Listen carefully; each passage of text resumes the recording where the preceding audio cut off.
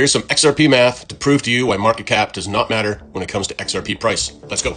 Let's start off by saying real liquidity is not always 100% available. It's usually 1 to 5% available. Imagine every 3 to 5 seconds, one XRP has to provide billions of dollars worth of liquidity. And it's not always there at that exact moment for these reasons. Pause to read.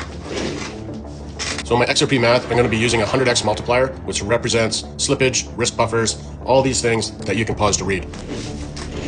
So here's the first example, and I'll be using the same numbers in the rest of the examples. The velocity is how many times one XRP can be used each day. So 21,600 is one XRP being used every 4 seconds for 24 hours. We're also going to use $100 trillion as daily inflows and a $5 billion float, which is the actual amount of XRP needed to settle all these transactions. 100 trillion divided by 21,600 means each XRP has to handle 4.63 billion in liquidity. And when you divide that by the float to 5 billion, you get a 92-cent XRP times our multiplier of 100. That is $92.60 per XRP. Even a 50x multiplier, you're looking at $45 XRP.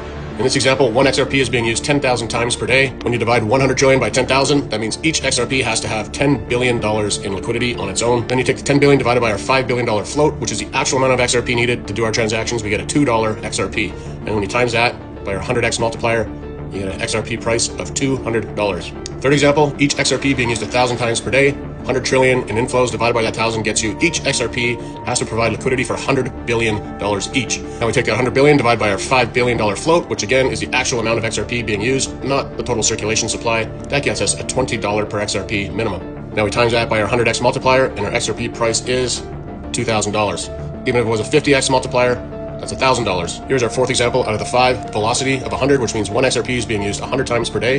Now you take the 100 trillion divided by that 100, that means each XRP has to provide liquidity for $1 trillion. You take that $1 trillion divided by our $5 billion float, which is the actual amount of XRP that are needed to support all these transactions. You're going to get a $200 XRP. Now you times that by our 100x multiplier for some slippage and all those reasons you're supposed to read at the beginning, and your final price of this XRP would be a huge 20,000 bucks. Even at a 50x multiplier, we're at 10,000, and even at a 10x multiplier, we're still sitting at a $2,000 XRP. Our final example, velocity of 10, meaning each XRP is being used 10 times. You have 100 trillion inflows, divide that by 10. That means each XRP has to provide liquidity for $10 trillion each. Now you take that 10 trillion, divide by our $5 billion of float, which is the actual amount of XRP needed for these transactions.